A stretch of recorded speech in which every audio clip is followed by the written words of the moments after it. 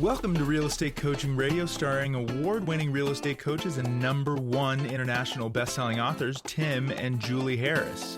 This is the #1 daily radio show for realtors looking for a no BS, authentic, real-time coaching experience. What's really working in today's market, how to generate more leads, make more money, and have more time for what you love in your life. And now your hosts, Tim and Julie Harris. Welcome back. It's Tim and Julie Harris. And you know what this is? This is Fantastic Fun Friday. This is where we talk about really whatever the heck we want to talk about. Usually it's real estate adjacent, I'll say. But on today's show, as we do on every Friday show, what we're trying to do is keep it lighthearted, fun, and somewhat interesting. So Julie, without any further delay, welcome to today's Fun Friday. Thank you. Yes, we made it to another Friday. So anything goes. We warned them yesterday that we're going to just talk about whatever we want to. So where would you like to start? Well, I mean, I'll tell you what's top of mind because I just got done returning some messages about this. People are asking us for more information about why we're so optimistic about the housing market. And we had some people that were sort of, I think, steadfast in being pessimistic about the 2025 housing market. And they weren't using facts. They were sort of like looking for support of their pessimistic beliefs. A lot of folks that were asking about why we're so resolute that there's not going to be a housing crash. And, you know, when I get questions like that, it's sort of like, well, where do I begin? So what I always ask them is, well, will you tell me why you think there's going to be a housing crash? Or, you know, you tell me why this doom and gloom scenario that you've painted in your mind is going to be true. And they never have an answer. Or they'll say something that's kind of half baked, and then them having to answer the question, realizing they didn't really have a reason for thinking why they were thinking in the first place, usually puts it into the thought. And that tells me that those folks were probably caught in an echo chamber where essentially they're just hearing the same thing that they thought over and over and over again. And that's, you know, unfortunately, that's a real a mental state that a lot of us get caught in. We just constantly are reinforcing our beliefs and our thoughts. And some of the beliefs and thoughts you have, not all of them are bad, obviously, but you know, these folks in particular, the messaging I was getting, not all of them, obviously, a lot of them people are very positive about, especially our message about make housing great again, you know, that podcast we did this week. But, you know, there's some folks that I think are scared. There's a lot of uncertainty, I think, in certain parts of the country that are causing people to not feel as optimistic as they otherwise would be. So you asked me what I was thinking about as that, because I just got done trying to sort of, you know, coach a lot of people through their mental and emotional quagmire. So yeah, maybe we talk a little bit about that today. Well, I think the uncertainty is real. I think that part is true with many people, you know, uncertainty about taxes and tariffs and interest rates and home prices and all that. But that's a lot of that, at least half of that is always true. And I think the other perspective, you were talking a little bit, I guess you would call that confirmation bias. Like if you believe things are going to be negative, then you're probably looking at things that are negative. And of course, social media works against you on that, because if maybe you read one article and you were just curious about something that sounded negative, and then they keep on feeding you more and more negativity. And then something happens and you're in that doom and gloom. I think that's one thing. The other thing that I think causes some of this consternation about is the market going to be good or not good is just the unfamiliarity and the lack of exposure to a different kind of market. So for example, if I'm an agent that's used to going from listing to listing, maybe I figured out how to list and not be too dependent on buyers. But in my whole experience has been, I listed and it sells like this. I listed, it sells like this, right? Excuse me. And maybe many times it was even with multiple offers and over list. And now I find myself with a listing that sat for 30 days and the seller's yelling at me, why isn't my house sold?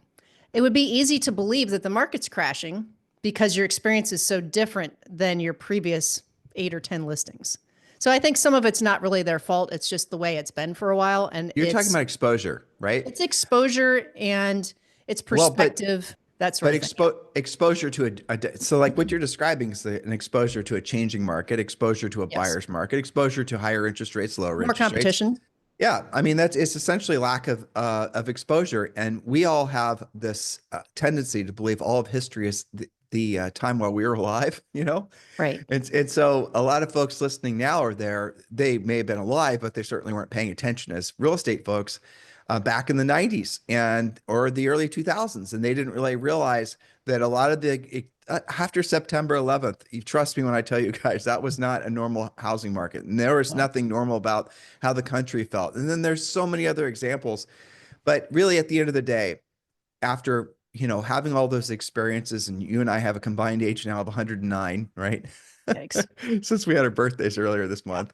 But yeah, so I think about like, what is it if I had to encapsulate how to help somebody really move past their mental and emotional malaise so they don't actually create the perception, their perception is maybe that things are a little stagnant or things aren't progressing. And that's, by the way, what people want more than anything. People don't necessarily want the latest and greatest, and they don't always, it's all, they just want to feel they're progressing. There's a human need to constantly be improving and feeling like you're moving forward. And when things are getting better. Right, exactly. Well, yeah, getting better. But if you don't feel like you're progressing in life, in some way, I mean, I look at my mom, she's 85, and she progresses with her painting, or she's progressing with some of the things that she's reading, or she's progressing with a little bit, she goes a little bit further every day on her walk or whatever it is. Everybody has this innate desire to feel like you're progressing. And if you don't feel like you're progressing, and even worse, if you feel like you're being pushed backwards, you start to get real ornery because it goes against your nature. So you got to be introspective about the emotions you're feeling and ask yourself, not even ask yourself, you don't have to like try to, shrink yourself basically, or try to be your own, armchair psychologist, your Dr. Phil, right? You've just got to acknowledge the fact that you do have this innate desire to move forward. So if you're right now in your real estate market, if it's a little stalled out, things are taking a little bit longer to sell. Well, what is that? How can you progress in an environment like that? You've got to embrace the fact that you have to play the cards you were dealt. And if the market right now is going to have longer days on the market, well, guess what? This is a great way for you to progress and learn how to deal with sellers.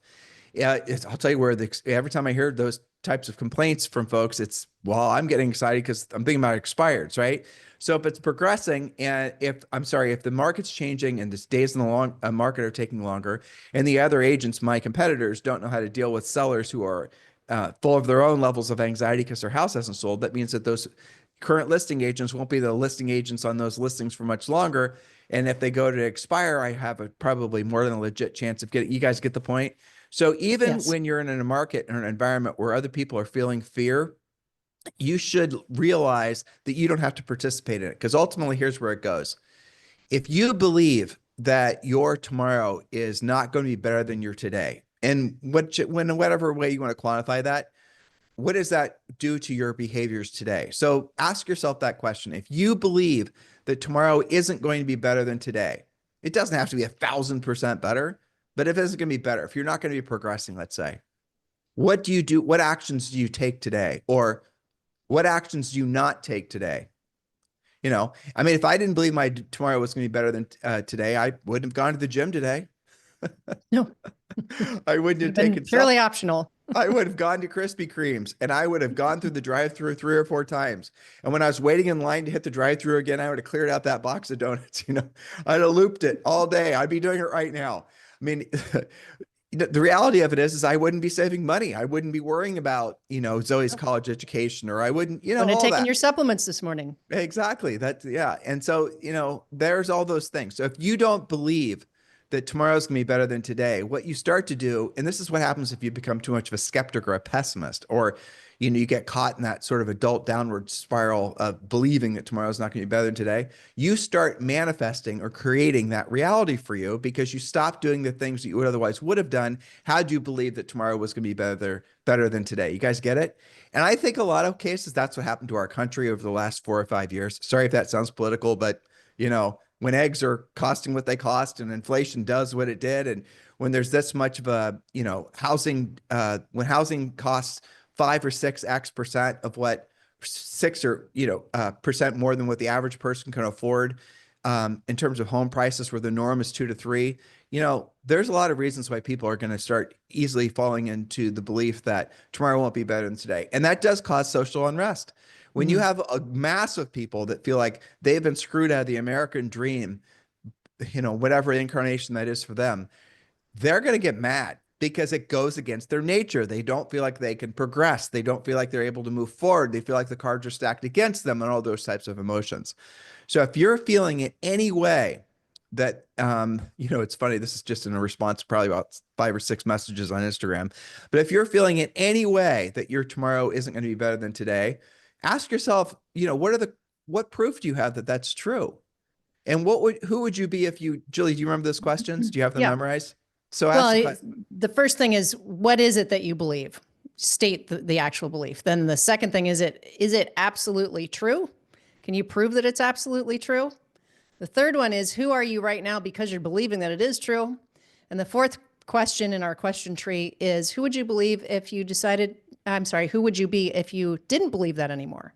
that's So right. you can follow that through with your statement, is tomorrow going to be worse than today? Well, how do you know that? Is that just based on doomsday scrolling, or is that based on something? And how are you behaving? As you said, what are you doing or not doing today because you believe that? And what if you were to turn that around? What if you stopped believing that? Who would you be? How would you operate differently? And I think that's a great little filter system to put those types of beliefs through. And the same thing for positive beliefs too. You could be off track on something that you're believing, and you just, you're off track because something's changed. Well, And but change Julie, that that's a too. really good point. What if you believe like you just bought a lottery ticket and for sure it's going to pay off tomorrow? Mm-hmm. That's a really good point. I never actually have thought about that. If you believe that tomorrow is going to be better than today, to the point where you don't really feel like you have to make any effort today, then you're going to lose, that's going to work against you as well. It Mm-hmm. always goes back to the same set of thoughts and emotions, Julie, that we convey all the time in our coaching and our podcast, is like, it's always comes down to, if you want ever increasing levels of, improvement in your business and personal life, you have to do what you don't want to do when you don't want to do it at the highest level. Yep. And that's no matter how, and that detaches your effort from your emotional state. And that's a really big part of it. So if your emotional state is dictating how you're actually, the actions you're going to take, you're never going to take the actions because your Yep. emotional state changes all the time. But yeah, and it just is, it's everything in life. Unfortunately, it would seem, now that you and I are at 109 combined age, right? It does seem I do wish that it was more, I do wish there were more winning lottery tickets, For sure. but they're not. Yeah. It's essentially about the accumulation effect and making that work against you. And there's 2 ways it can work for you, it can work for you or against you, right? Go both ways. So the accumulation effect is you're essentially, slowly accumulating. We'll just keep it practical. Money, right? So you're peeling off 10% of every dollar you earn, and you're putting it in the S&P 500. And for the longest time, you don't really feel or see any benefit from it because, it takes a long time for those numbers to compound. And then after, they're talking about reworking the Social Security Administration. So every baby that's born in the United States, there's going to be like a certain amount of money that's socked away in the Social Security fund, for whatever it's going to be called, for the kid. Because like if you put $5,000 into an S&P 500 when the kid's born, on average over the last 20 years, that money is going to appreciate by 10.3% per year, which means it's going to double every like 7 years, or even really less than that. So by the time that kid's of retirement age, they're going to have millions and millions of dollars. And the S&P 500 is pretty much, the most, I would say, consistent appreciator with the least risk of volatility. There'll be up years and down years, but if you guys, go to Grok or OpenAI and have it do a little, go and ask what Projections. do projections for yourself, and you'll see what I'm talking about. But yeah, all these types of things, the compounding of your efforts every single day, the compounding of your, it could be good or it could be bad. So for example, if you drink too much alcohol and you do that every single day, there's an accumulation effect that happens in your body that over time, it's going to start adversely affecting your body, your health, your mindset, all those things. You're going to start not liking the way you look, the way you behave, and that's accumulation effect working against you. If you're doing the savings and the money's compounding, and then it's accumulation effect working for you. If you're every single day consciously practicing and practicing by calling, proactive lead generation, be it for rent by owners, for sale by owners, for expired listings, there's an accumulation effect that happens in multiple levels. It's becoming easier for you to do what you don't want to do, and you don't want to do it at the at the highest level. And remember, I said easier. I didn't say easy. It never becomes easy. Sure. But it's becoming more of a habit to do it, right? So you're doing that every single day, but you're also getting better at the objection handlers. You're getting better at at managing your emotions. You're getting better at feeling the, not reacting to the anxiety or not reacting to the fear. So that's the thing that is the hardest to understand, especially we're in times like this, because so many things have changed so rapidly. I mean, yesterday we did the podcast on all the things, the changes that have happened as a result of the commission sharing lawsuit. And you'd think from the surface, well, those were all bad, but I came up with lots of reasons why I to believe that they're good, and we talked about that yesterday. Well, that gets back to perspective, though, doesn't it? Right, And exactly. part of the reason you have that perspective is because you've been in real estate for more than 2 seconds and you've had 5 gajillion coaching calls and lots of different things. So I think that sometimes people just lack the experience and the perspective. And I used to really get irritated when somebody would say that to us in our early career, like, well, you just have to do your time, blah, blah, blah. Well, you can't just make that happen, right? But you can backfill some of that experience deficit. It's one of the things that we teach in Premier Coaching is you can't just give somebody the experience of 100 transactions and all the millions of things that you learn when you've been that transactional. But what you can do, and we have a list in Premier Coaching that team leaders have, that brokers have, that even solo agents can use with themselves to try and fast forward some of that experience and some of that exposure. For example, when you first get into real estate, maybe the only houses that you've seen is a couple of open houses, your parents' house and your house. How are you going to know how to price anything? So we have a whole thing that we go through about how to get that kind of experience. Maybe it's the first time you've ever had a listing that didn't sell in 22 seconds overnight. Well, don't just do nothing about that. You can fix that. I think this gets back to recognizing what it is that you need. And that's not always the easiest thing. I had a coaching call today and the client was very insightful. And he said, I want you to see what my schedule is. I want you to see my number of contacts, who I'm talking to. And he was very good at charting all of this out. And he said, because I know that my perspective isn't going to be what you see. I'm in it every day. I think I'm doing all of the things I'm supposed to do. And by and large, he was doing most of the things he's supposed to do. But having that outside perspective, like, okay, well, let's look at all of these different elements and maybe there's some tweaks that we need to do. When you're the one in it, that's really hard. When you're the one that the seller's yelling at, why haven't you sold my house in 2 weekends? All you feel is like that emotion and that stress. And like, what am I going to do? Or Right? most of these guys do, Julie, is they're not even coming in contact with their sellers. They're just hiding from them. Or that's right? even worse. That's even worse. Yeah. But that's what most agents do. That's they true. They just ghost their sellers and they don't even know what to say. And we do have the 12-week communication plan. When you take a listing, it's telling you exactly what you should be doing every single week, obviously, for the 12 weeks. For the first 12 weeks, you have the listing. And by the way, if you end up where you started and it hasn't sold on the 13th week, well, guess what? Start with week 1 again and just do it all over again. But that's an example of backfilling the experience deficit and just saying, all right, well, let's recognize you don't know what to say. And that's why you're not calling the seller. So let's figure out what to say, not just once, but this week and next week and the next week, if it hasn't sold yet. Hopefully you won't make it to the 12 weeks.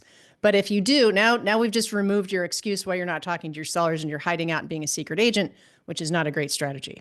Well, what you're talking about really, and I don't think you and I intended for the Friday show to be anything about selling coaching, but the reality of it is that the only way you could shortcut by reading books, I suppose. You could save off years by by having a good mentor or maybe somebody that in your office where you can kind of just pop in occasionally, get some ideas. But really the key is, and this is what Julie and I have always done, is you just have to hire really good coaches. And if I'm trying to learn anything, like I'm trying to learn some things about webinars, frankly, and I'm just going to hire somebody and I'm going to have them teach me everything. I'm not going to watch all the instruction manuals and try to understand this and the other things. I'm just going to hire someone that's really, really good at it so they can, educate me and fill it. And that's the way to do it. And anybody performing, I'm a huge Formula One nerd. And all of those guys have multiple coaches, performance coaches, health coaches, and all. And why would you do that? It's not because they need to be told what to do every single step of the way. It's because having somebody look over your shoulder and be, tactfully critical of what you're doing right and mostly what you're doing wrong. Yeah, a coach sometimes is, I listen to Julie's calls sometimes, I would say probably 75% of the time, she's just refilling their cup, making them feel good, telling them where they're doing a good job. She's not just looking for whack-a-mole and things to No, criticize them on. that's right. But like if you're really a high performer, you want to have somebody that's going to look for the things to criticize you on, and you're not going to be recoiling at the idea that you can improve. When you come across guys, when you come across someone in your life that cares for you enough to actually be objectively critical in such a way that they're willing to sacrifice even a part of your relationship or certainly your feelings to tell you where you need to be improving, that's somebody you should probably keep very close to you. Because for the most part, people don't even think about it. Anybody else other than themselves, they sure as hell don't think about, how I can help somebody else. They will pay that lip service. They'll do all the virtue signaling to make you think that that's how they're thinking. But very, very few people will actually take the time. Like, I mean, Julie, when was the last time in the gym, for example, when we go to the gym every day, when was the last time somebody came up to you and actually said, you know what, Julie, you're not doing those sumo squats exactly right? I can only think of two people. Well, three people. Boot camp. Yeah. Well, boot camp, right? So the two coaches, but also me and you. Like Yeah. when you're doing Sure. something wrong, I'll point it out. And like it's so easy to do it too. It's so easy to fall into bad habits where you're not keeping your back straight or you're not, all the things. And then next thing you know, you're hurting yourself. And then you've been doing it the wrong way for so long because no one's corrected Yeah. you. That's because you're in it. That's what I was talking about with Yep. when you have your own perspective and your own confirmation bias. And of course, I always want to think, I'm doing it right because I'm me and I'm suffering right now. And I want to get to that 10th or 12th rep. Right. And then somebody like you walk by and you're like, hey, did you know that your back isn't straight when you're doing that? Or one of the coaches will be like, you need to do it this way so that you don't injure yourself. That is somebody that cares about you. They don't have to do that. You don't have to do that. You just keep walking by. Yep. So I think it does come down to that. And not just obviously, we're real estate coaches, so we would talk about real estate coaching, but in many different parts of your life. I used to, back when Zoe was littler and she was taking gymnastics, I was very grateful that who she was taking gymnastics from was an actual Olympic gymnast. It makes a big difference because that coaching I can rely on. She's not going to let my kid get hurt as she's, tangling around all these things.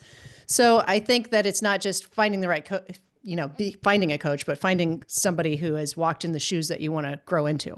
Well, yeah. I mean, so I'm learning how to race on a racing simulator. It's I just am crazy. It's so exhausting that I can't do it every day because it is so. But you still love it though, even though I do. I true. love it. I do. I love it. And I won second place at Mid Ohio last weekend, which was Nice fantastic. work. Yeah. But so That's for me to improve, I'm not doing bad, right? But for me to improve and consistently, podium, let's say, I'm going to have to hire a coach. And I know I am. And I'm really good at the Mid Ohio track. That's where I actually originally learned to race in real life. But if I'm going to go to some other, track, I'm going to be at a huge disadvantage. Yeah.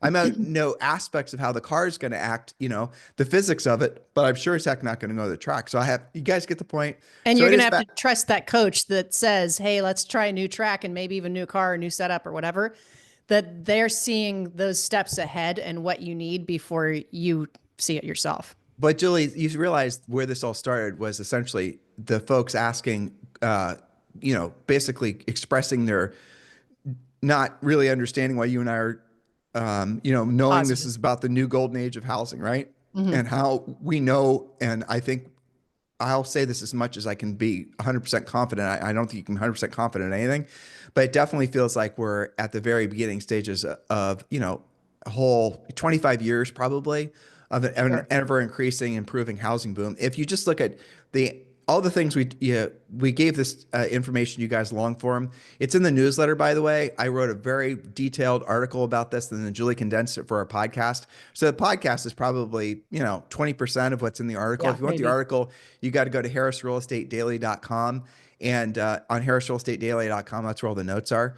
But yeah, when I was going through that whole process, and I was having to test my own biases, being optimistic, and some of my own biases, maybe like I'm always looking for reasons to believe why I might be wrong because I don't want to operate under bad information. And I used Grok AI, I used OpenAI, and I had both the AI challenge me on my precepts to find out where I might be having some blind spots. And that's where I came up with that article. And it was really fascinating as I was going through the exercise. It once I was able to work through how to phrase the questions and align my thinking with how the AI wants to have questions asked of it, I was really, I think, rejoiceful in realizing how in alignment with the facts my thinking actually was and is. Hmm. Because if you can't argue against demographics, that's really the bottom line. I Sure. mean, look, guys, if we were selling something, if we're no longer in the housing business, we're in the, I don't know what, it doesn't matter. Something that Ginsu knife business, right? Now Hmm. everybody needs a Ginsu knife, and once you have a Ginsu knife, you don't necessarily need another one. But real estate's one of those is one of the only products that you can sell that everyone needs. Everyone wants more of. Everyone wants to buy or sell. It just doesn't matter. You're selling Yeah. something that everyone The uh, necessity. yeah, and here's the other really cool thing, which leads us to the firm belief that it is going to be the era of make housing great again, is that housing is the largest uh, segment of the GDP. It's not tech, it's not all these other things, it's real estate, trillions and trillions of dollars. And if you look and read that article and listen to the podcast, if you just look at the facts, it's kind of obvious when there's 4 to 5 million homes that are needed in order to basically meet demand. Yeah. Think about that.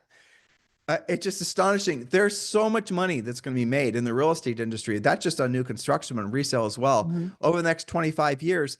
That if you're not in real estate, you should get into real estate. If I suppose real estate and AI are going to be the two largest growth sectors in the economy. No, that's if that doesn't make you excited, it's because you're probably intentionally, or maybe not intentionally, but maybe now you're realizing, subconsciously, you're trying to believe that your tomorrow is not going to be better than your today. You're going against your very nature. And so if you're at the point where you're realizing that maybe I am intentionally trying to look for reasons to be pessimistic, the next thing you got to do, you got to go through a kind of a, I don't know, you got to ask yourself why you think that way. What is it about you that wants you to believe that tomorrow won't be better than today? And having gone through these exercises with coaching clients, I can tell you what the answer is.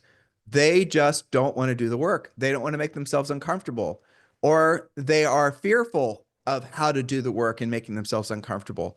And I get it. I mean, I understand completely, but you have to progress forward. It goes against your nature not to. And if your thinking and your belief structure about, your future is bleak, you're going to make yourself sick, and you're going to start, and I mean that physically sick. You're going to start destructing yourself. And, again, Julie and I are in this sort of human behavioral business of being real estate coaches. We're sort of Yeah. psychology adjacent. But if you start fighting against your nature of always progressing forward, what fills that? What other things do you start welcoming into your life? Can you guys think of anything positive? You start doom scrolling, you start using alcohol, drugs, you start doing all these other bad behaviors, you stop working out. Like, so if you all of a sudden start or if you stop trying to progressively improve your life, you do welcome in all kinds of behaviors that will destroy your future. And then you're going to wake up in 10 years and you're going to realize, I wish I wouldn't done that. I hadn't done that. And hopefully you're going to have the time and the gumption and the coaches and the leadership to turn your life around. And if you're not in a place right now in any aspect of your life, spiritually, family wise, financially, physically, mentally, emotionally, if you're at a place and you're experiencing any kind of hardship in your life right now, you got to you got to forgive yourself. And then you got to realize that I'm where I'm at now. Like, I'm not 25 pounds or 40 or 50 pounds overweight. It didn't happen overnight. It happened accumulatively. So you got to forgive the past version of yourself that wasn't disciplined enough to stay in good physical shape.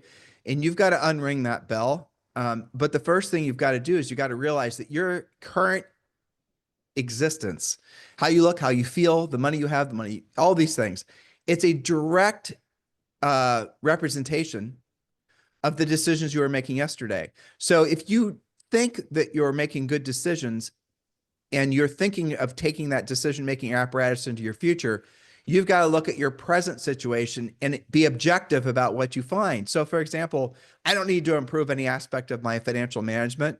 Well, what's your finances like? How are you doing on debt? How are you doing on savings? How are you doing on all those things? And if you're, go to OpenAI or, Grok, who Julie and I love Grok. It's so much easier to use now than OpenAI. Something happened in the last 2 weeks or month even that made Grok so much superior to OpenAI. You guys should go test it. So yeah, test your financial precepts. Go say, this is my age, this is the amount of money I have saved. This is the amount of money I'm saving per year. If I were to retire or wanting to scale back work at this particular point in the future, and inflation adjusts, and then run all these precepts through Grok, and it'll create the most elegant financial analysis for you. And then some of you, just me saying those words is going to cause you to recoil because you don't have to think about those things. Well, guess what you're doing? You're locking in the reality that your tomorrow financially is going to be, probably somewhat bleak and not what you otherwise would have wanted for it to be. And if that maybe jumping off point, it is 10 years into the future where maybe you do want to scale back. 10 years from now, if you'd not taken what I just said seriously, you're going to be regretting that the version of you today didn't make yourself uncomfortable for the 20 minutes it took for you to have the AI do the analysis for you, let alone having saved the money. Does that all make sense, Julie? Yeah. And I think that you can turn it around the other direction too, because we have listeners that are in a really great financial position. Yep. Who work out every day. They have their act together. They're following a schedule. They're in a pretty good place. And for those of you, you want to stay on track or ahead, right? So what got you there, and is that sustainable? That's part of the consternation that we were talking about earlier in the podcast about agents that find themselves in a bit of a different type of market. Maybe right now you're riding off of your 21 and 22 sales, and maybe you were smart enough to save and invest some of that money off of those really rocking few years that everybody experienced. But use Grok, use OpenAI to say, all right, here is my situation now. My plan was to have my house paid off in the next 5 years. Am I still on track to do that? What if my business this year is 20% down? Because some predictions say, maybe in my market, there's going to be fewer sales. So do some predictions, because just because you're on track now doesn't mean you're on track forever. And are the things that got you here going to be sustainable? Even with a workout, right? The trainers say one of the reasons that boot camp is effective is because they do different things every day, every session. And you don't get into the same exact workout just because you know how to do it and you're good at it and you've learned to suffer through it. You switch it up. Maybe your finances, maybe your lead generation and real estate, different things. Even when you are on track, you've got to do those checkups. We use monarchmoney.com, and I use that with our coaching clients as well, because that's a great, dashboard to see what is your snapshot today and what is the trend line. Is it going up? Is it going down? Why? Okay, it's gone down for 3 days. What am I doing? Oh, I've outspent maybe the commissions that I came in this month with, so that you are conscious of it. To your point, Tim, not hiding out from these facts, whether that's health, nutrition, habits, earning, all of those things. Because I think somewhere in between what you're talking about, having that negative doom scroll of believing that my tomorrow is worse than today, and I'm going to find things that reinforce that negativity, that versus what we're talking about, especially with the real estate business doing great, somewhere in between is this thing called complacency, where you're not even paying attention to, are you thinking positively or are you thinking negatively? You're just not even thinking about it. And I think that that's dangerous too. So when we talk in coaching about daily habits and daily minimum standards, that's what we're talking about is really a lot of consciousness, awareness, being present with your money, with your health, with your family, with your relationships, even with, we were talking about with your listings, don't go a week without talking to them, being present, not on a million different things, but on the things that matter the most. Not everybody wants that level of accountability, though. I don't always want to coach at the gym. Not everyone wants. Yeah, I mean, but you're right. If you're not being monitored, you're going to most assuredly slide back. You're going to become complacent, and the accumulation effect will work against you. Yeah. So I think we've belabored this point enough. But the moral of the story is guys, listen to the podcast we did this past week on, what we do believe is going to be what Trump will call make housing great again. And we are seeing so many breadcrumbs. Yesterday, I'm going to say this guy's name wrong, Julie. Scott Bissett. Thank you. He was talking about he's the new Treasury Secretary. He was talking about the sovereign wealth fund. And he was talking about how Fannie and Freddie are going to mix into just all this stuff. And I know this stuff is very confusing and just doesn't even why do I care about this? I'm just here to sell houses, because all that is leading to the same all of it's leading to the same point where housing is going to become, he talked about affordability of housing. He talked about he talked about the thing Julie and I talked about all the time. Like, look how there's been sort of this complacency that's formed in the housing industry over new construction being stick built and modular homes or 3D printed homes. There's no carve out for anything other than stick built homes, homes built of wood. Well, Scott talked about the fact that, hey, guess what? We're in 2025 and, you can make houses out of all kinds of different things. And we need to loosen up on some of these ridiculous, carryovers from the 1920s and 30s about our belief structures about real estate. And you can see how there's an unmet need of 4 to 5 million homes in the United States alone. And just if you think about that, 4 to 5 million homes. How many home sales did there happen all of last year? Guess what? About 4 million, and that's not including new construction. Yeah. So we're looking at a unmet need of homes that's going to go decades into the future, and that should be making all of you guys very, very excited. So listen, if you're not feeling the way internally, subconsciously, intuitively that you need to be feeling, it's probably because you are not listening to enough podcasts like this one. It's probably because you are hanging out with people that are causing you to get stuck in your emotional quagmire, that you're maybe in a brokerage that isn't, that's feeling people are just waiting around for the clouds to clear. All these different things. It's your environment. Julie and I talked about that. So if your environment is a bunch of people that are themselves complacent, are themselves pessimistic, you're going to naturally become like them. It's inevitable that you're going to, you're going to absorb some of their emotions. That just is what it is, So I'll strongly encourage you to do Julie's favorite, checkup from the neck up, right? Do a checkup from the neck up and ask yourself, how am I feeling?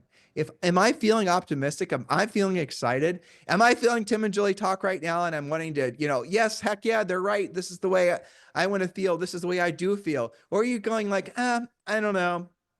I don't know about this. Yeah, it goes another year. I got it out. Yeah, exactly. I'm just going to let 2025 go and I'll just get my shit together in 2026. Or, oh, you know what? I started out the year wanting to get in shape and I know I went to the gym 3 times. Is that how you're acting? Well, you're going to have an accumulation effect that's not going to work out for you going into the future. And you're going to wish you would have made different decisions. That's just the reality of it.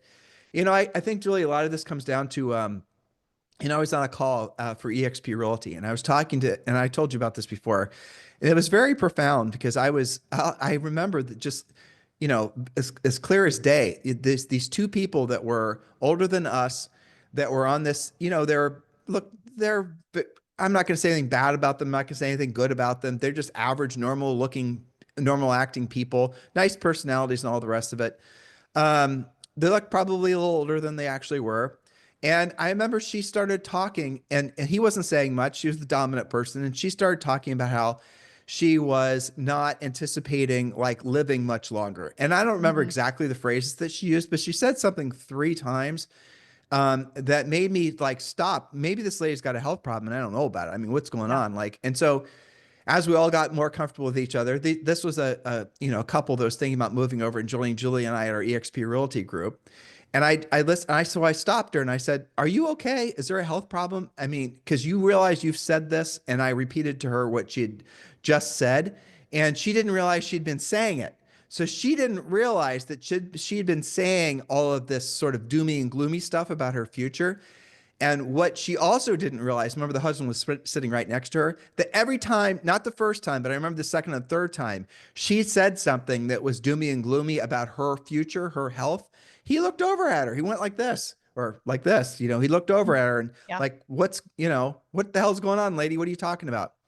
And so I stopped the conversation. She didn't realize that she'd been saying these things, didn't even realize the words were coming out of her mouth, which tells you how subconscious these thoughts were that were, percolating up through her vocal cords.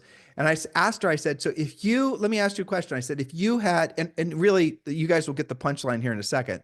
I said, if you had an abundance of money, if you had enough money coming in every single month, more than enough to cover all your personal overhead, like what's your personal overhead? It was like 10,000. I said, so if you've got like say 20 or 30,000 coming in every single month, passively, not coming from home sales, not coming from rental properties, not coming from anything that you actually have to do, mailbox money, as people are fond of saying.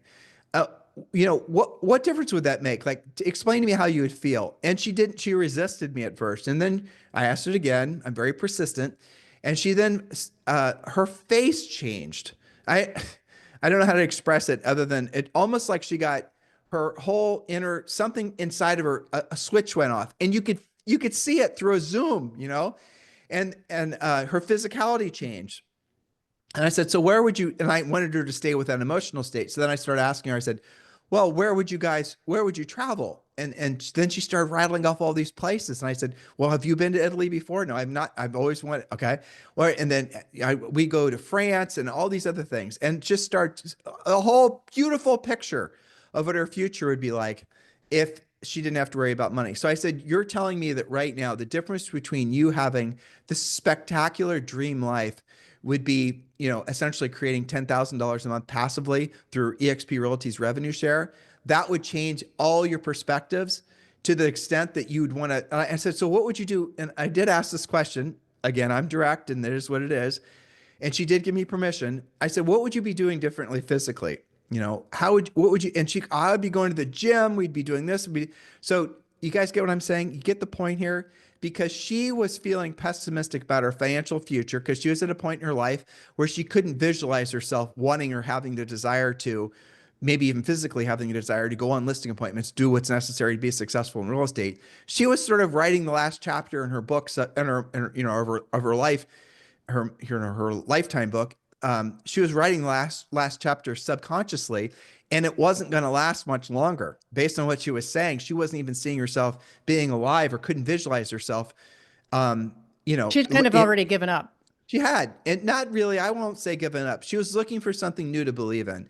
And she didn't realize that the thing that she had to believe in was herself and her husband sitting right next to her. They just needed a bigger mission. They just needed something. They needed to believe that their tomorrow was going to be better for today. So I said, well, why don't we have a conversation after you guys have moved over to eXp? Why don't we have a conversation exactly how we can help you to build your revenue share group up to the point where you're making $10,000 a month? And she said, she was like delighted. And everything, they went from sort of being standoffish and, I don't know, dour, if that's, if I'm using that word right, and to being excited, to being motivated. It was amazing. I mean, I've told, you guys have heard this on the podcast before, but that's how much of an impact it had on me, because it really solidified how important it is that we are always in a state of optimism. If not optimism, if we're always in a state of not fighting against our innate nature to wanting to improve and realize that our tomorrows can be better than our todays. So I'll ask you, and I'll ask you to consider, if you're in a state where you're not feeling optimistic and optimistic, thank you, and excited about tomorrow, then you need to take responsibility for that and stop waiting around for someone to tap you on the shoulder and say, tomorrow, well, maybe that's what Julie and I are doing right now. We're just sort of reminding you of your innate nature. You need to be in alignment with people that are going to walk the path with you. You need to be getting rid of the things and the people and the environments that are holding you back. It's probably your real estate brokerage. It might be your town. It might be your friend group. Well, it could be several things, right? It could be a little bit of each of those things that you just have to recalibrate. And I think a lot of what we're talking about today is being sort of stuck in your own zone and not realizing maybe some of these habits have gotten out of control, right? Or maybe they're not exactly what you want to have happen. Maybe you got a little complacency over here. But one of the things that I think that you would agree with as a coach is when something slips over here, like maybe I'm just sleeping in a little bit too much, or maybe, I used to work out every day, but that kind of sucked. So I'm only going to do it when I feel like it. Well, once you slide over here, then maybe something like your lead generation or talking to your sellers, your lead follow-up, that kind of slides a little bit. And then because that's gotten off track and your days aren't going like you want, now you're having a little bit extra to drink tonight, which means you're going to bed too late, which now means that you're not following your morning schedule. And even though you wouldn't necessarily as yourself identify these 5 or 6 things, maybe you would only say, well, yeah, I really need to get back to the gym every day. Maybe you'd say that one thing because you're in that spiral yourself and you're dealing with all these other things in your life. Sometimes it does take somebody from the outside. And I walk past a lot of your Zoom calls, especially the EXP ones, where I'll see somebody's inner light go off because it's they awesome. have that. I love it's that aha moment. They'll go, yeah, I just needed that little catalyst to believe again that my future is going to be better tomorrow than it is today. Not only that belief, but that person have control of that, and that I'm not being controlled by all these outside forces that I have nothing to do with.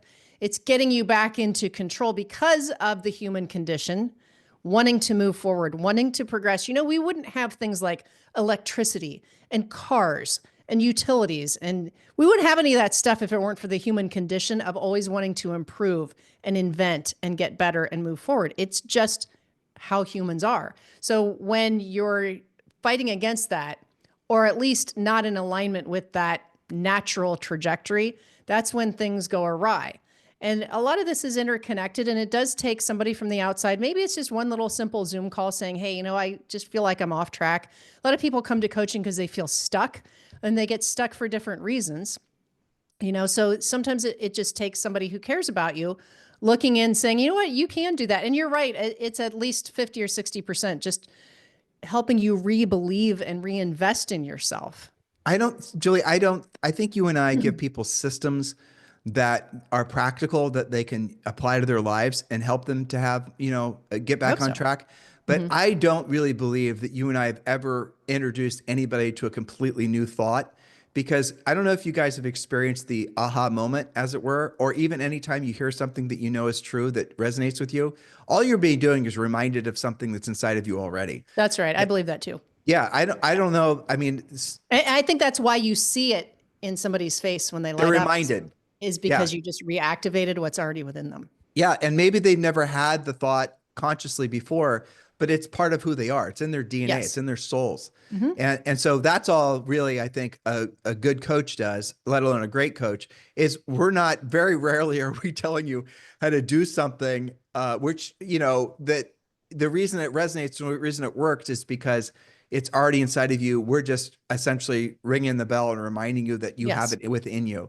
So, I mean, that's, you asked me a long time ago, where my mind was at. That's where it's at. I'm always, every time I, strap on my headset and you and I get on camera or on mic, I'm always thinking, how can you and I deliver something to the folks out there? What is the message that they need to hear? And most importantly, how can you and I say it in such a way that it'll be receptive to the most people? And that's the challenge, because a lot of people are going to look for reasons not to listen. Because they're so stuck in the idea, that, maybe they're just so believing the politics are going to somehow, look, people are so reactionary to the stupidest things with regards to politics. It's absolutely insane. I think that all goes back to what we're talking about. It takes a lot to accept the fact that your current lot in life is a direct result of the decisions you did or didn't make in the past, because it's so much easier to blame your current circumstance on something out of your control, because then you don't have to make any discomforting decision. You don't have to make any decisions. You don't have to be accountable. Right. You don't have to make any decisions that might result in you being just, uncomfortable. Right. So it's so simple, and it's seductive. It really is, to try to pin the tail on the donkey as I'm not wealthier because I'm not healthier because look, and there's always another boogeyman. Oh, I'm not healthier because, big food or wherever the hell it's called, right? It's trying to keep me fat. No, big food or wherever the hell it's called. They make the Twinkies, you put them in your head, right? And you cannot tell me that yellow spongy thing, any part of you thought that was good for you, right? It just, So you're the one that you have self-determination.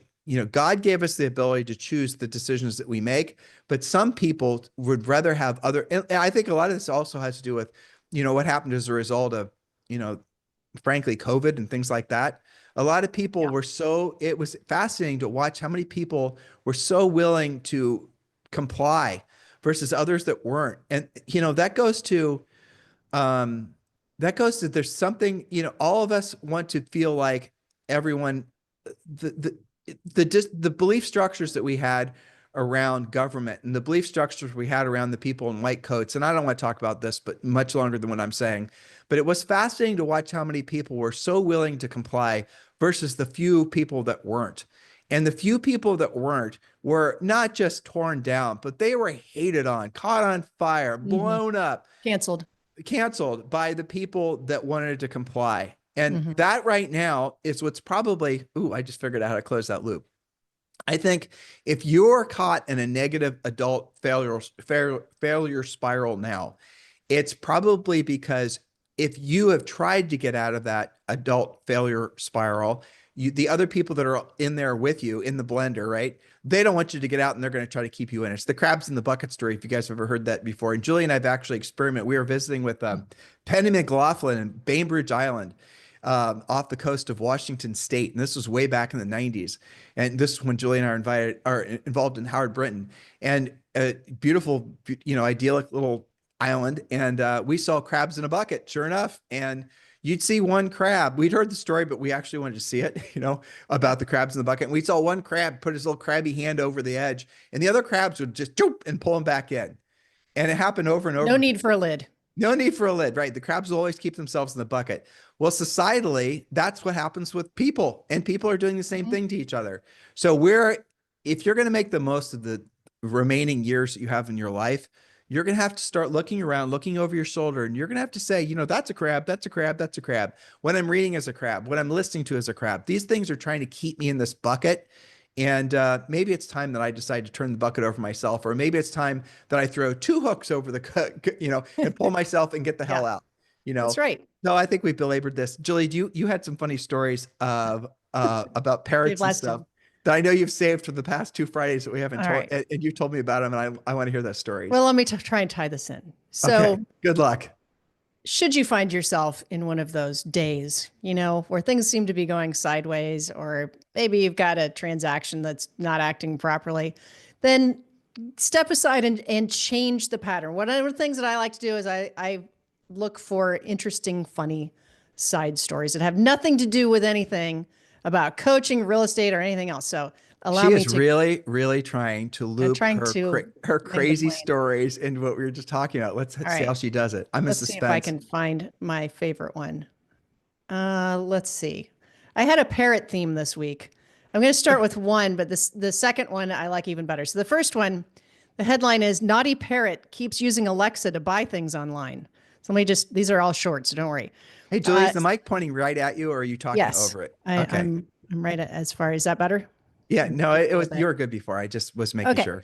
So here's the headline. Who's a clever boy then? A parrot called Rocco has been placing orders online by chatting to a voice-activated device like Alexa. The parrot swooped in for some early Christmas shopping, buying watermelons, raisins, broccoli, ice cream, a light bulb, and even a kite. Unfortunately, those items were not on his owner's Christmas wish list, but are all the things that Rocco likes to eat, although we're not sure what a parrot needs with a light bulb or a kite. It's not the first time the naughty parrot has been in trouble. He was actually rehomed from the National Animal Welfare Trust Sanctuary in Berkshire, this is in the UK, because staff thought his bad language might upset visitors. Sanctuary worker Marion volunteered to foster him and took him to her home in Oxfordshire. The African grey, a breed known for its ability to copy words, added shopping to a virtual supermarket list by speaking to the device. So anyway, that's my first. Well, but let's fill in the blanks. Story. So let's fill in the blanks. So this bird basically would listen to its bird mama ordering stuff off the Alexa. And so the bird is super smart and figured out, okay, well, I'll just say what she says. And you told me, I don't know if it's a different bird story, but weren't you telling me there was, you have there's another even better one? Right, These are all African gray parrots, by the way. There's something about them, I guess. Okay. Let's see. So here's the second one. These parrots won't stop swearing. Will they learn to behave, or will they corrupt the entire flock? This is, again, from a British zoo. A few years ago, a zoo in Britain went viral for its foul-mouthed parrots that wouldn't stop swearing. Now, 3 more birds at Lincolnshire Wildlife Park have developed the same bad habit, and zoo staffers have devised a risky plan to curb their bad behavior. We've put 8 really, really offensive swearing parrots with 92 non-swearing parrots. The executive says, let's see, by integrating the chatty birds into the larger flock of well-behaved parrots, they hope that the group's good manners will rub off on the troublemakers. Well, the swearing saga began back in 2020 when 5 African gray parrots, Billy, Elsie, Eric, Jade, and Tyson, were donated to the wildlife park in eastern England. The 5 bad-mouthed birds seemed to be egging each other on, prompting staffers to separate them and send each one to a different area of the zoo. But isolation wasn't enough to solve the problem because 3 newly donated birds, Captain, Sheila, and another Eric, have now developed a tendency to squawk expletives. This time, rather than keeping them separate, zookeepers have decided to muffle the swearing by placing them with a larger flock. People think parrots are loud birds, but they talk really quietly, says Nichols to BBC News. I'm hoping above the general noise of the flock, the swearing will be drowned out. But about 30 of the parrots at the wildlife park make noises other than swearing. They do sounds like trucks reversing, others imitate microwaves. Nichols is hopeful the new additions will learn these and other innocuous sounds. Of course, the plan could backfire. What if the 8 miscreants corrupt the entire flock? We could end up with 100 swearing parrots on our hands.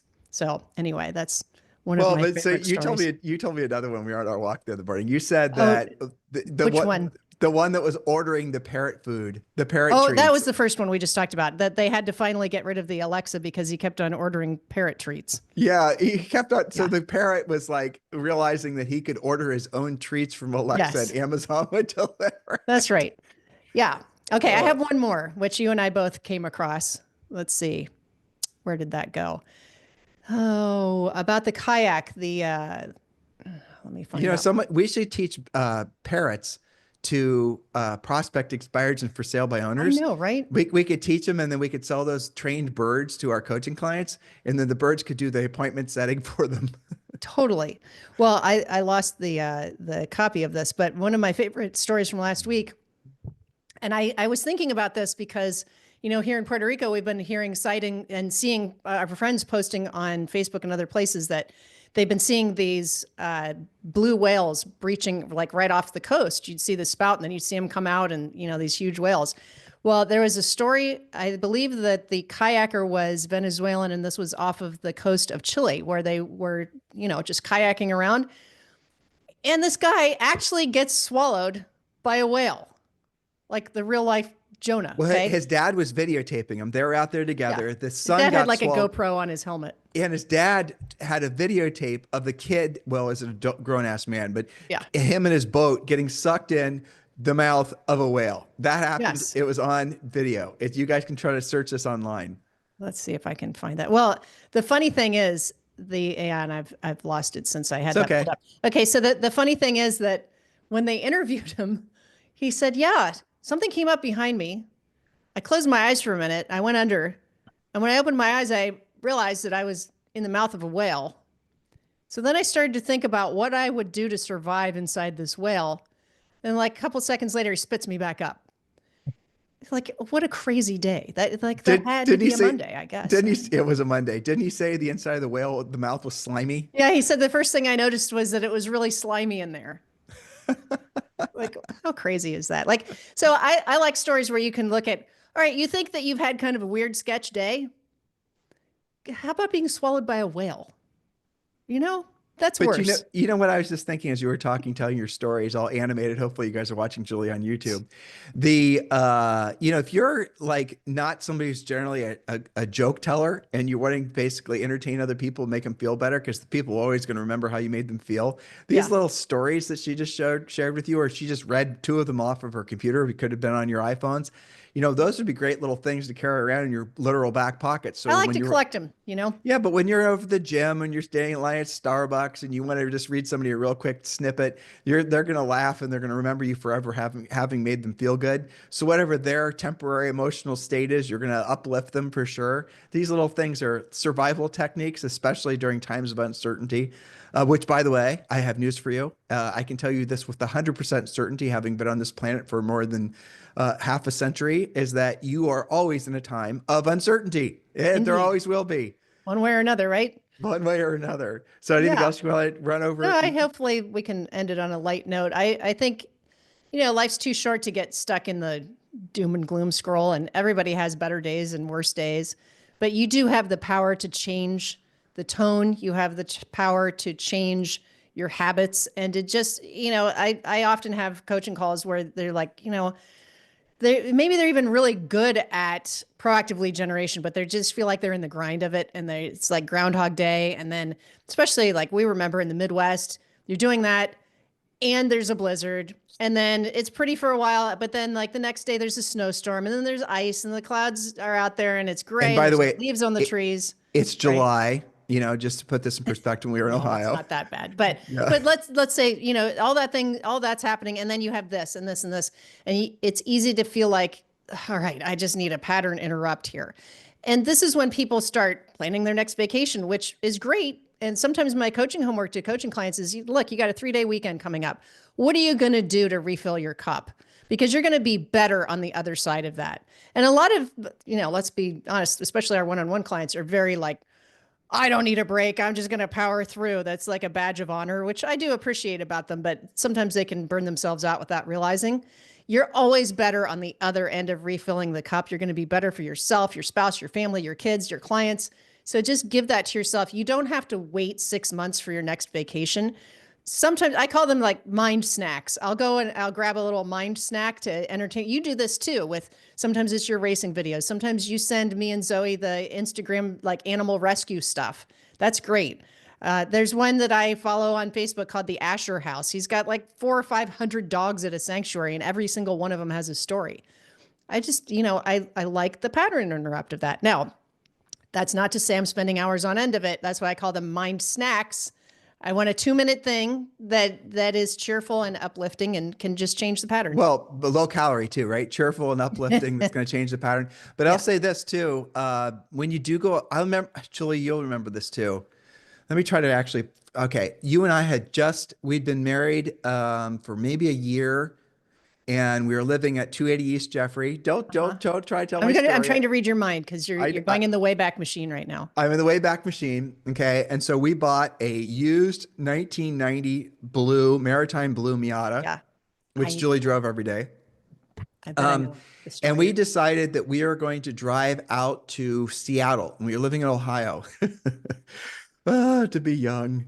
Anyway, so we decided we were going to, in a Miata, right? And we didn't have a lot of money. This was before we got real estate licenses. I don't remember the time frame, but it doesn't matter. Yeah, I think that's right.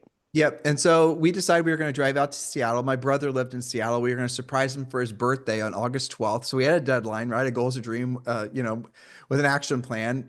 Goals must be measurable, specific, written down regularly. And, we started out with having a deadline. We're going to be out there by August 12th.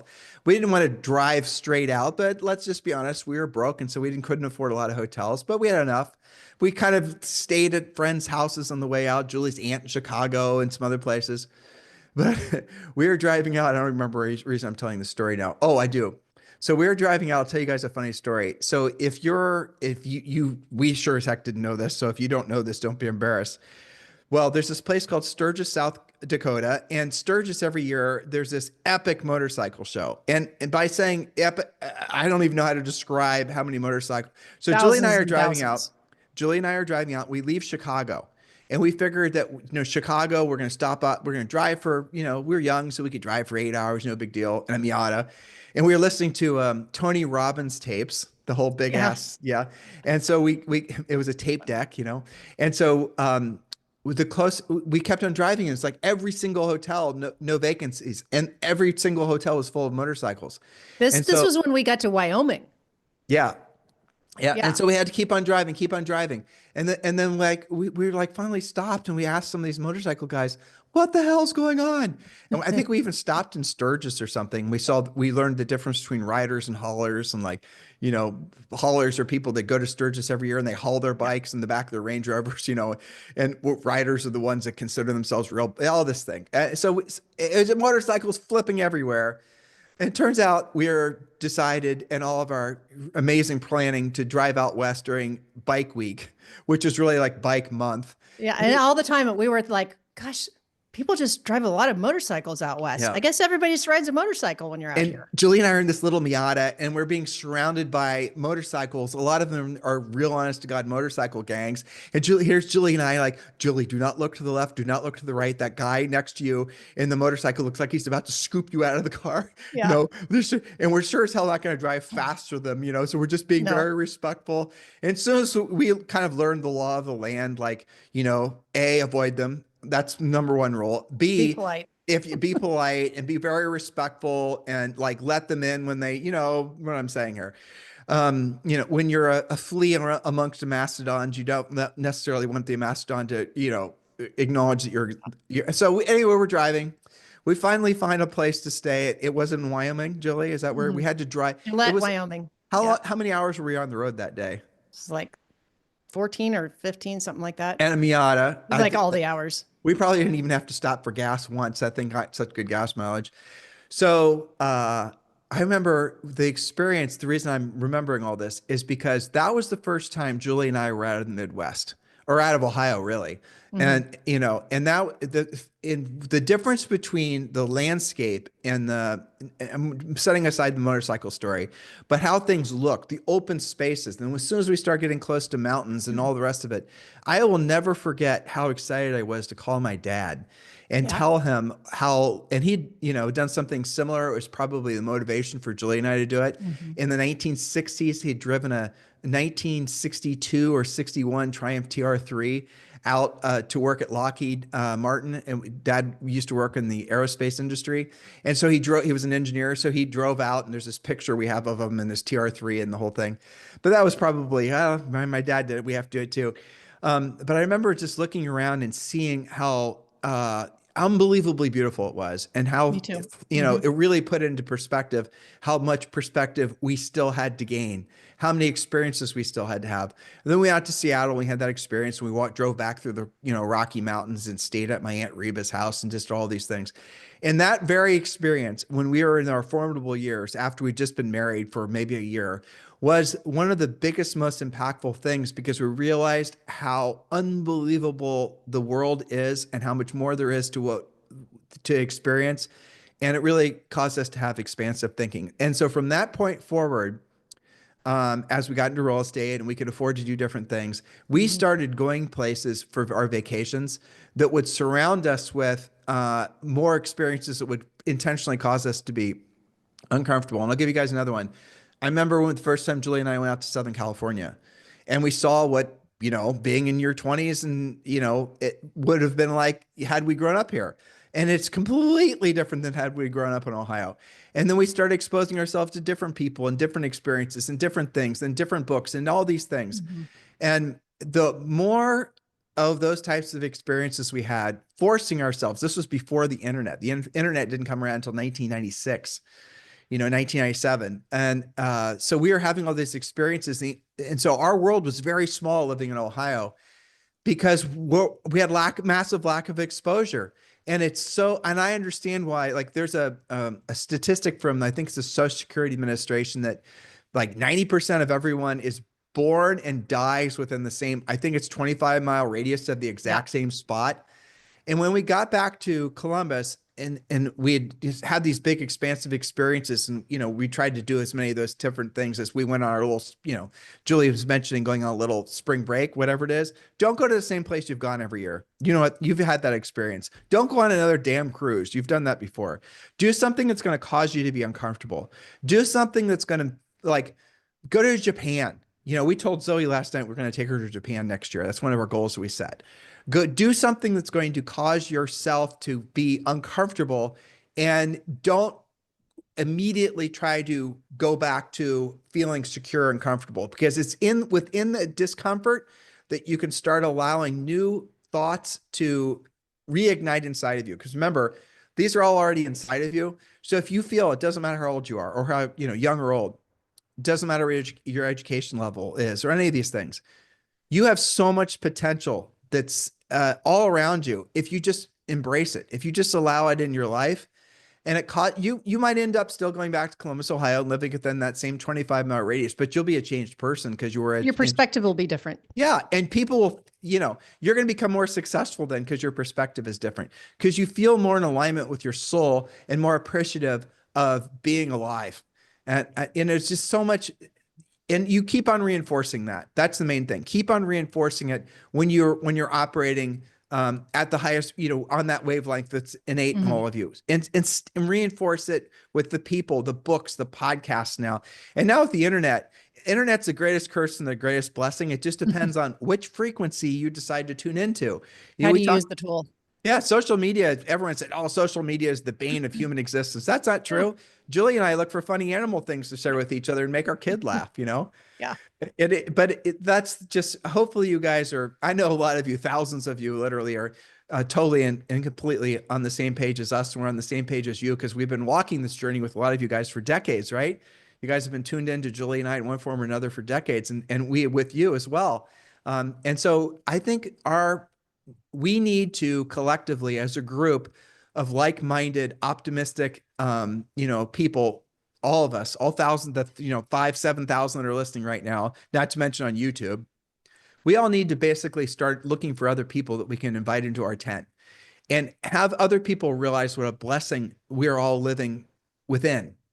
And, as long as it's a great day, any day you wake up and you're looking at the green side of the grass, I'm looking out my window at the green side of the grass. Yeah. It's a great day. Any day you wake up and you're looking at the green side of the grass, that should be basically your threshold, because everything's possible. And That's so I right. think this is a good way and a good place to round off today's podcast. What do you think, Julie? Yep. That's the pod. So guys, that's the pod. And thank you for keeping our podcast so popular. It's our pleasure and our honor to be part of your life and have all of you part of our lives. And help us get the word out. Like and subscribe, share the podcast with other folks. If you're watching us on a reel, share the video. If you're watching us on YouTube, share the video. Yeah, let us help others understand that life is a blessing of your own creation. And so congratulations on being smart enough to have gotten a real estate license. Get ready for the next 25 years. And maybe 25 years from now, we're all going to be on the same very, channel and talking about, wow, that was a great 25 years. Glad we were all, taking the right actions in 2025. So have a fantastic day, and we'll talk with you on the show tomorrow. This podcast is a part of the C-Suite Radio Network. For more top business podcasts, visit c-suiteradio.com.